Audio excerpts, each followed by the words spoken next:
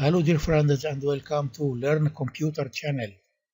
In this video we'll explain the solution to the problem of not installing Office on your computer and how to solve this problem.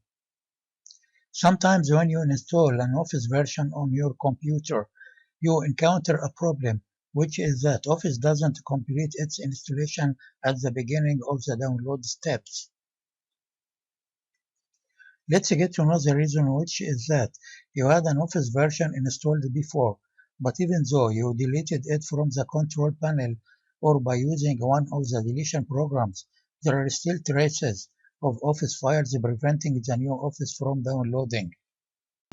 The solution is to use the tool by downloading it from the link mentioned below the video, and you are not required to install it because it's a portable tool. Before downloading this tool from the link shown in the description box, you must turn off the antivirus installed on your computer, and if you are using Windows 10, disable Windows Defender until the problem is solved and run the antivirus again. Antivirus programs and Windows Defender will prevent the tool from working, and they may delete it. Now let's see the experiment practically when I try to install Office and it doesn't continue installing. Open the Office CD and then click Setup to install the program.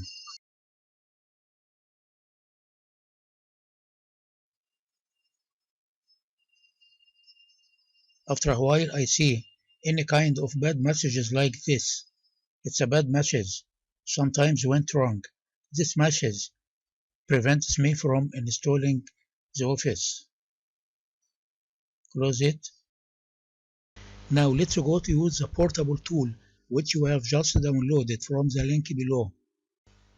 And I remind you to disable any antivirus program installed in your computer. The idea of the tool is that it deletes the previous Office files traces from its root, which prevent the new Office from installing. Double click to open the tool and then click Force Office Removal.